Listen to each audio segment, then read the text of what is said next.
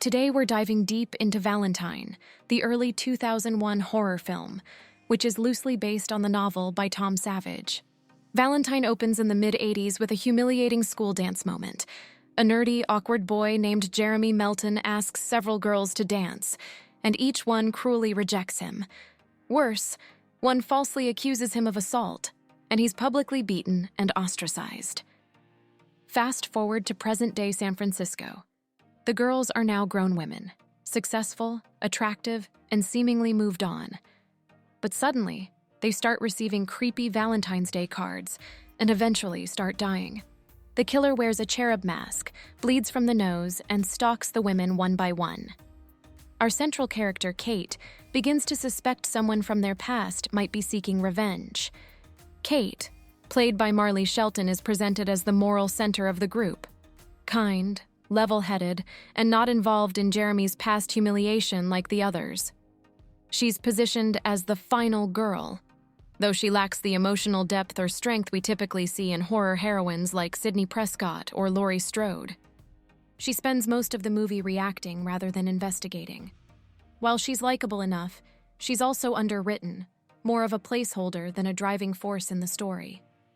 Her friends include Paige, Lily, Shelley, Ruthie, and Dorothy, the girl who falsely accused Jeremy. Here's where things get interesting and messy. The killer is Jeremy Melton, now grown up and unrecognizable after extensive plastic surgery. He's operating under an alias. But here's the issue. The killer appears in full disguise, cherub mask, black trench coat, in scenes that logically don't make sense for him to pull off. He seems to teleport, outwit the police, and show up in physically implausible ways, given what we know about his character. And most importantly, how does no one notice his nose bleeding constantly? The film bends reality to keep the twist intact, and it doesn't hold up under scrutiny. The dialogue in Valentine is about what you'd expect from an early 2000s teen slasher. It's shallow, occasionally snarky, and mostly functional. Characters throw out forgettable one-liners and expositional chatter, but nothing really hits emotionally or comedically. There's a lack of tension in the conversations. Instead of building paranoia or emotional stakes, most interactions are either vapid or repetitive. The script, written by several people, including Donna and Wayne Powers from Deep Blue Sea, which we previously reviewed, link in the description, and rewritten by others, attempts to blend mystery, slasher, and romantic thriller elements. But the tone wobbles. It's never quite scary, never fully mysterious, and the romantic element between Kate and Adam, played by David Boreanaz, feels undercooked. The pacing is uneven. Long stretches of dull conversations followed by brief, stylish kill scenes. Characters make dumb decisions that serve the plot rather than logic, and there's little urgency in their reactions to a literal killer hunting them. Visually, Valentine has its moments. The cherub mask is creepy, the use of Valentine's Day iconography adds flair, and the deaths are creative. One with a bow and arrow, another in a hot tub, and a particularly nasty fall down a stairwell. However, the violence is mostly bloodless, likely due to studio censorship. You can feel the film wanting to be a hard R slasher, but pulling punches to secure a teen-friendly rating. That neuters much of the potential suspense. The killer's presence is more theatrical than terrifying. The scares are telegraphed and predictable, with few genuine surprises. Valentine really loses credibility when it comes to the antagonist. There are scenes where the assailant physically could not have been in two places at once. The killer moves like a stunt double, but without the mask, being himself, is shown as fairly average in strength and build. No one, not even Kate, notices anything suspicious about his behavior, not even the constant nosebleeds, which were Jeremy's signature feature.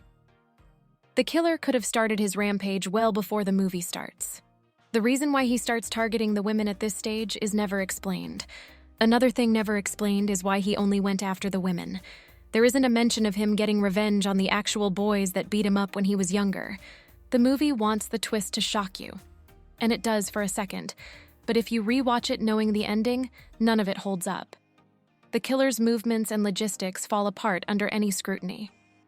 Valentine is loosely based on the 1996 novel by Tom Savage, and loosely is putting it mildly. In the book, the killer isn't a masked slasher. It's a more grounded psychological thriller focused on manipulation and revenge with zero supernatural or slasher tropes.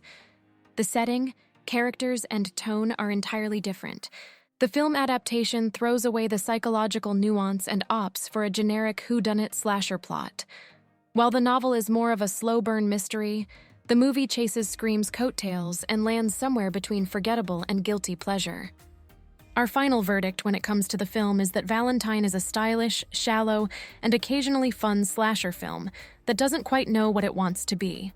It has a strong concept, revenge dressed up in Cupid's costume, but the execution is muddled by weak characters, sloppy logic, and a script that plays it too safe.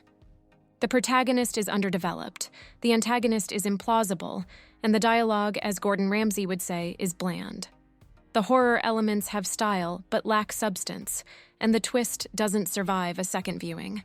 Still, for fans of early 2000s horror or those who love a glossy, over-directed B-movie, Valentine might hit the sweet spot, but it's more candy-coating than heart. The film did go on to garner a bit of a cult following in more recent years. What did you think of Valentine? Did the twist catch you off guard, or were you shouting at the screen like the rest of us? Drop your thoughts in the comments below. If you enjoyed this breakdown, give the video a like. It really helps the channel. And don't forget to subscribe for more deep dives into horror, thrillers, and all things creepy.